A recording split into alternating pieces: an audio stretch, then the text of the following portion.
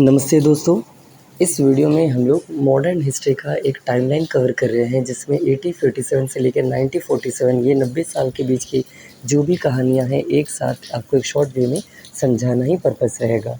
ये बिहार बीपीएससी का lecture number 5 रहेगा एंड इसके अलावा बाकी अन्य एग्ज़ाम जो भी रहेगा चाहे वो सिविल सर्विस क्यों ना हो, सब एग्ज़ाम के लिए बहुत ही यूज़फुल रहेगा। सिविल सर्विस से लेके एसएससी से लेके अगर आप बिहार एसआई या कोई स्टेट का एसआई का तैयारी कर रहे हैं या कहीं भी ओके, या इवन डिग्री लेवल या 10th लेवल का आपका नेशनलिज्म इन इंडिया नाम का चैप्टर पढ़ना होता है, ये हर जगह आपके लिए यूज़फुल रहेगा।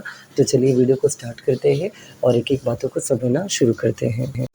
तो सबसे पहला चीज़ जो यहाँ पर आप देख पा रहे हैं 10 मई 1857 इस तारीख को स्टार्ट हुआ था आपका फर्स्ट रिवोल्ट ऑफ इंडिपेंडेंस, जो कि हम नहीं कह रहे हैं, कौन कह रहा है? वीर सावरकर, वीर दामोदर सावरकर नाम के एक शख्स थे जो कि एक इंडियन फ्रीडम फाइटर थे। इनके अनुसार जो 1857 की लड़ाई है ये फर्स्ट वार ऑफ इंडिपेंडेंस है। सबका अलग अलग कहना है, कोई कुछ कहता है कोई कुछ कहता है, इनका ये कहना है कि एंड इसी को सिपोल मुटिनी भी कहा जाता है। मतलब हुआ ये था कि बंगाल के बैरकपुर के मिदनापुर नाम की जगह जो था, मतलब उल्टा बोल दिया, मिदनापुर के बैरकपुर नाम की जगह में एक मंगल पांडे नाम के एक ऑफिसर थे। उन्होंने क्या किया था, अपने 2 ऑफिसर को बंदूक से उड़ा दिया था, वो जिसमें गाय का चर्बी और तेल लगा था सूअर का, ये आपने सुना होगा। तो ये सब चीज़ें की कहानी। उसके बाद मेरठ नाम का शहर जो कि बेसिकली क्या है, यूपी में 18 डिवीज़न है। इन 18 डिवीज़न के अंदर 75 डिस्ट्रिक्ट है, तो उसी में से एक डिवीज़न का नाम है मेरठ डिवीज़न। मेरठ डिवीज़न के ऑफिसर थे। मेरठ डिवीज़न के कुछ वर्कर्स ने भी बंदूक चलाने से इनकार कर दिया, उनको उम्र कैद हो गई और वहाँ के लोगों ने क्रांति शुरू कर दिया। वहाँ के लोगों ने नहीं, वहाँ के मिलिट्री में जो भी थे सैनिक, उन्होंने क्रांति स्टार्ट कर दिया। वो वहाँ से रात को निकले दिल्ली की ओर, वहाँ जाके बहादुर शाह ज़फ़र टू को अपना राजा घोषित कर दिया और इस तरह ये क्रांति शुरू हो गया। एंड 20 जून 1958 को क्या हुआ था, ग्वालियर फोर्ट में ब्रिटिशर्स ने अटैक किया, ये किया वो किया, ये उतना इंपॉर्टेंट नहीं है 20 जून 1858 वाली कहानी। लेकिन हाँ, 1858 का 2 अगस्त वाला ये government of India act very important है। इसके तहत ईस्ट इंडिया कंपनी को बंद किया गया था और भारत में क्राउन रूल्स एस्टैब्लिश किया था। यहाँ पर हम एक बहुत बड़ा बात आपको बताना पसंद करेंगे, वो बात ये है, जब से ब्रिटिश इंडिया में आया था, मतलब आया कब है, 1608 में आया था, जबकि उनको आने का परमिशन कब मिला था, चार्टर एक्ट कहा जाता है, ये 30 दिसंबर 1600 1600 में मिला था। भारत आए 1608 में, 1615 में उनको जहांगीर के द्वारा ये मिला, फरमान जारी हुआ कि हाँ यहाँ पर ट्रेडिंग कर सकते हैं। इसके तहत उन लोग का पहला फैक्ट्री बना सूरत में, देन मसूलीपट्टनम में, किन का, ब्रिटिश ईस्ट इंडिया कंपनी। और आपने पढ़ा होगा 1757 में बैटल ऑफ प्लाजी, इसके बाद 1764 में बैटल ऑफ बक्सर। बक्सर की लड़ाई जैसे ही ख़त्म होती है, ट्रीटी ऑफ इलाहाबाद समझौता साइन होता है और इसके बाद भारत में British east India company rule establish हो जाती है। ये लगभग चलती है 1764 से लेकर 1857 तक। इसके बाद 1858 में गवर्नमेंट ऑफ इंडिया एक्ट के तहत भारत में क्राउन रूल स्टार्ट हो जाता है, जिसमें डायरेक्टली क्यून जो है यहाँ पर रूल करती है। उसके बाद आप पढ़ रहे हैं 1861 में इंडियन काउंसिल एक्ट आता है। 1862 और 60 के बीच में आईपीसी सेक्शन जो आज भी भारत में चलता है, इंडियन पीनल कोड धारा, ये सब लागू हो गया, बन गया। 1861 में ASI archaeology survey of India, जिसके फर्स्ट डीजी कौन थे, अलेक्जेंडर कनिंगबर्ग, ऐसे कुछ नाम था, कनिंगम, तो वो बने थे भारत के पहले DG, director general of ASI. उसके बाद 1871 में फर्स्ट ऑल इंडिया सेंसस हुआ था, भारत का पहला सेंसस हुआ था। लॉर्ड मायो थे उस टाइम के वाइसरॉय, या तो गवर्नर जनरल ऑफ इंडिया भी आप कहते हो। एंड 1875 में मोहम्मद एंग्लो ओरिएंटेड कॉलेज, जिसको आप लोग कहते हो अलीगढ़ यूनिवर्सिटी कहते हो, किसके द्वारा, सर सैयद अहमद खान द्वारा बनाया गया था। 1876 में इंडियन नेशनल एसोसिएशन नाम की पार्टी बनी थी सुरेंद्रनाथ बैनर्जी और कोई आनंद कुमार बोस के द्वारा।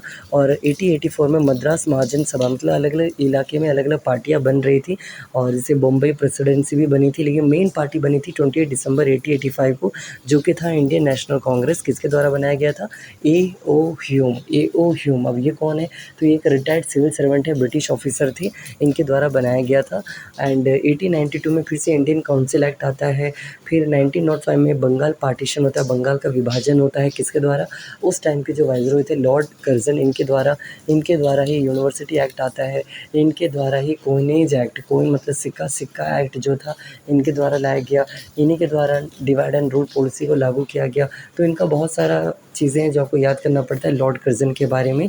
एंड 1905 में लॉर्ड मिंटो मोरली रिफॉर्म मतलब मिंटो बने नेक्स्ट गवर्नर जनरल, जो कि 1909 में मोरली मिंटो रिफॉर्म के नाम से बहुत ही फेमस है। आपको ये भी पढ़ना पड़ेगा मोरली मिंटो रिफॉर्म 1909, जिसमें पहली बार सेपरेट इलेक्टोरेट का डिमांड किया गया था। और इसके तहत सच्चिदानंद सिन्हा जो कि बिहार के हैं, ये भारत के पहले गवर्नर बने थे 1921 या 22 के आसपास। ओके, तो आपसे ये भी पूछा जाता है who was the first Indian to become the governor general.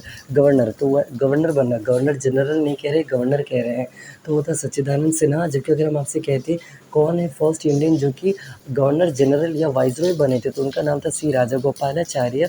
ये 1947 में जब लॉर्ड माउंटबेटन जो था, जो कि आखिरी अंग्रेज़ी वाइसरॉय था, लास्ट इंग्लिश वाइसरॉय जो थे लॉर्ड माउंटबेटन, ये जब हटे थे, उसके बाद भारत के पहले और आखिरी वाइसरॉय का नाम था सी राजागोपालाचार्य। इसके बाद ये पोस्ट बंद कर दिया गया और भारत में फिर प्रेसिडेंट ये सब आने लगा, ये सब हो गया। ओके, तो चलिए नेक्स्ट स्लाइड की ओर हम बढ़ते हैं। अब आप यहाँ पर देख पा रहे हैं जैसे 1905 में बंगाल का विभाजन हुआ था, जिसके तहत ईस्ट बंगाल वेस्ट बंगाल बना। यही ईस्ट बंगाल आगे जाके ईस्ट पाकिस्तान बनता है और यही ईस्ट पाकिस्तान आगे जाके बांग्लादेश बनता है। इसके अलावा भी आपको कुछ बातें जो जान सकते हो, 1905 में और 6 के बीच में इसके विरोध भारत में स्वदेशी मूवमेंट, स्वदेशी आंदोलन शुरू हुआ था। और 1906 में ही मुस्लिम लीग नाम की एक पार्टी बनी थी, किसके द्वारा, नवाब सलीमुल्लाह खान, आगा खान और इस तरह 2-3 लोगों में के द्वारा बनाया गया था। इसके अलावा भी आप देख पा रहे हैं कि 1907 में आईएनसी स्प्लिट हुआ था, मतलब सूरत सेक्शन नाम का सेक्शन हुआ था। कांग्रेस हर साल दिसंबर के महीने मीटिंग करती है। इस बार का मीटिंग जो है सूरत में हुआ था। सूरत कहाँ है, आपके गुजरात में है। इस मीटिंग में बोला गया था कांग्रेस बट गया, एक गरम दल एक नरम दल। आपने पढ़ा होगा, नरम दल वो होता है जो सरकार में रहकर सरकार को बदलना चाहती हो, और गरम दल वो होता है जो बाहर रहकर क्रांति लाकर सरकार को बदलना चाहती हो। कौन सी सरकार, British government. 1909 Indian council act आया, जिसको मॉरली मिंटो रिफॉर्म कहते हैं। इसी में सेपरेट इलेक्टोरेट का डिमांड किया गया था, ये भी हम आपको बता दिए। 1911 में भारत की राजधानी चेंज करके दिल्ली कहाँ कर दिया जाता है, दिल्ली कर दिया जाता है, किसके द्वारा, तो आंसर है जॉर्ज 5, जो कि उस टाइम के मैजेस्टी थे, जो भारत आए थे। और इन्हीं के स्वागत के लिए आपका इंडिया गेट जो है दिल्ली का, ये बनाया, दिल्ली का नहीं, मुंबई का गेटवे ऑफ इंडिया ये बनाया गया था। जबकि इंडिया गेट जो है वो किस लिए बनाया गया था, फर्स्ट वर्ल्ड वार में जो शहीद हुए जो भारतीय सैनिक थे, इनके याद में बनाया गया है। 1916 में लखनऊ पैक्ट होता है। इसी में गांधी जी पहली बार आपके गांधी जी पहली बार भाग लेते हैं कोई सम्मेलन में, और यहीं पर राजकुमार शुक्ला जो कि बिहार के चंपारण के थे, ये उनसे मिलते हैं और कहते हैं कि बिहार चंपारण चलिए, और इस तरह गांधी जी का पहला सत्याग्रह बन जाता है चंपारण आंदोलन। इसके अलावा भी आपको जान सकते हैं कि इसी लखनऊ पैक्ट में गरम दल नरम दल वापस एक हो गए थे। इसी लखनऊ पैक्ट में मुस्लिम्स को इंडियन से जोड़ने का, हिंदू से जोड़ने का एक काम किया गया था। तो बहुत कुछ खास है आपका 1916 का लखनऊ पैक्ट। 1916 में ही गांधी 1915 होगी, ये गलत है। फिर 9 जनवरी 1915 को भारत आए थे आपके कौन, तो गांधी जी, जो आप नाम सुने हो। उसके बाद उसी दिन को हम लोग क्या मनाते हैं, उसी दिन को हम लोग मनाते हैं भारतीय प्रवासी दिवस मनाते हैं। और ये कुछ बातें हैं, जैसे 28 जुलाई 1914 को फर्स्ट वर्ल्ड वार स्टार्ट होता है। क्यों होता है, किसके बीच में होता है, क्या कारण था, अगर आप चाहो तो हम इसका भी एक अलग से वीडियो लाएंगे। First world war and second world war ये इंपॉर्टेंट है इसलिए। उसी तरह French revolution, American revolution, Cuban revolution, Iranian revolution and industrial revolution, जो भी रेवोल्यूशन है इसका भी एक अलग से एक वीडियो लाएंगे। एंड आगे बढ़ते हैं, यहाँ पर आप देख पा रहे हैं 1919 में रॉलेट एक्ट आता है मार्च महीने में, और उसके बाद ही अगले महीने में जालियनवाला बाग कांड होता है। देन इसके बाद गवर्नमेंट ऑफ इंडिया एक्ट आता है, जिसको मोंटेगू चेम्सफोर्ड रिफॉर्म भी कहा जाता है। इसके बाद खिलाफत आंदोलन होता है, नॉन कॉपरेशन मूवमेंट होता है, इसके बाद चोरी चोरा इंसिडेंट होता है। देन देखिए, आप अगर सोच रहे इतना जल्दी क्यों बता रहे, समझा के बताओ, तो हम यही कह रहे बस एक टाइमलाइन है। अगर आप चाहते हो कि समझा कर आराम से बताएं, तो उसका वीडियो भी हम लाएंगे आराम से। तो अभी के लिए बस यही हम बताना चाहते हैं, आपको एक टाइमलाइन कवर करना चाहते थे। और हम एक और टाइमलाइन लाएंगे जिसमें बिहार स्पेशल का टाइमलाइन रहेगा, एक और लाएंगे जिसमें एशियन हिस्ट्री का जो टाइम है वहाँ से लेके मॉडर्न तक का रहेगा, एक और लाएंगे जिसमें वर्ल्ड हिस्ट्री का टाइमलाइन रहेगा। तो टाइमलाइन हमने बहुत सारा लिखा है, तो आपको एक एक करके हम टाइमलाइन भी प्रोवाइड करेंगे इस चैनल के, इस प्लेलिस्ट के माध्यम से। नेक्स्ट आप यहाँ पर देख पा रहे हैं नॉन कॉपरेशन मूवमेंट के बाद चौरी चौरा, उसके बाद साइमन कमीशन। लेकिन यहाँ पे एक बात है, 1922 के बाद 1928 तक मतलब बीच के 4-5 साल या 6 साल क्या चल रहा था? कुछ चल रहा था कि नहीं चल रहा था? बहुत कुछ चल रहा था। ये वही समय है जब चंद्रशेखर आज़ाद, जब भगत सिंह, जब बटुकेश्वर दत्त, जब बहुत सारे इस तरह के क्रांतिकारी लोग जो है भाग लिए थे। उन्होंने कुछ-कुछ कांड किया था, जैसे ककोरी कांड, जिसको आप आज के टाइम में ककोरी ट्रेन एक्शन कहते हो। तो इस तरह बहुत सारे कुछ है पढ़ने लायक, लेकिन उसको इस टॉपिक से हटा के बताया जाता है। देन 1928 में नेहरू रिपोर्ट आता है। 1924 में खिलाफत आंदोलन ख़त्म होता है। 1924 में पहली बार और आखिरी बार गांधी जी जो है कोई कांग्रेस सेक्शन के प्रेसिडेंट बनते हैं, और उस कांग्रेस सेक्शन का नाम था बेलगाम कांग्रेस सेक्शन, जो कि कर्नाटका में है। और ये लास्ट लाइन में आप देख पा रहे हैं, 1931 में गांधी इरविन पैक्ट होता है। इसके तहत आपका सीडीएम जो है, सिविल डिसोबीडियंस मूवमेंट, जिसको आप लोग दांडी मार्च भी कहते हैं, उसको बंद किया जाता है। और भगत सिंह एंड सुखदेव राजगुरु, इन तीनों को फांसी की सज़ा होती है। दांडी मार्च कब से लेके कब तक हुआ? दांडी मार्च तो 12 मार्च से लेके 6 अप्रैल तक हुआ था, 24 दिन के लिए हुआ था। देन इसके बाद first, second, third round table conference होता है लंदन में, आपको ये पढ़ना होता है। देन 2 ही लोग थे जो तीनों राउंड टेबल में पार्टिसिपेट किए थे, उनका नाम था B R Ambedkar and Tej Bahadur Sapru. Okay, ये इंपॉर्टेंट है। जबकि गांधी जी केवल सेकंड राउंड टेबल कॉन्फ्रेंस में ही भाग लिए थे। एंड पूना पैक्ट साइन हुआ था 1932 किसके बीच में? गांधी जी और बी आर अम्बेडकर के बीच में। देन बहुत ही इंपॉर्टेंट चीज़ है गवर्नमेंट ऑफ इंडिया एक्ट 1935, जिसको ब्लूप्रिंट ऑफ इंडियन कॉन्स्टिट्यूशन, जिसको carbon copy of Indian constitution बहुत कुछ कहा जाता है। तो ये यहाँ पर बना था। 1936 में पहली बार चुनाव होता है, और इसी चुनाव के रिज़ल्ट सबसे पहली बार बिहार प्रोविजन में आता है। और बिहार से जो नेता बने थे मोहम्मद यूनुस, ये भारत के पहले प्राइम मिनिस्टर, प्रीमियर कहलाते। ओके, आज़ादी से पहले प्रीमियर कहलाते थे, ये वर्ड याद रखिएगा। एंड फिर उसका वर्ल्ड वार सेकंड एंड होता है 1939। 1940 में पाकिस्तान रेजोल्यूशन, जिसको लाहौर रेजोल्यूशन कहते हैं, ये भी पास होता है। देन इंडिया का सपोर्ट गेन करने के लिए सेकंड वर्ल्ड वार में बहुत सारा ऑफ़र आता है, जैसे कि August offer, Cripps mission, Wavell's plan, Shimla agreement. Wavell's plan को शिमला एग्रीमेंट भी कहा जाता है। Then quit India movement. Then world war second जो है ये एंड होता है। एंड कैबिनेट मिशन फाइनली आता है सेकेंड वर्ल्ड वार के बाद, और इसके तहत फिर लॉर्ड माउंटबेटन को इंडिया का आखिरी वाइसरॉय बनाया जाता है।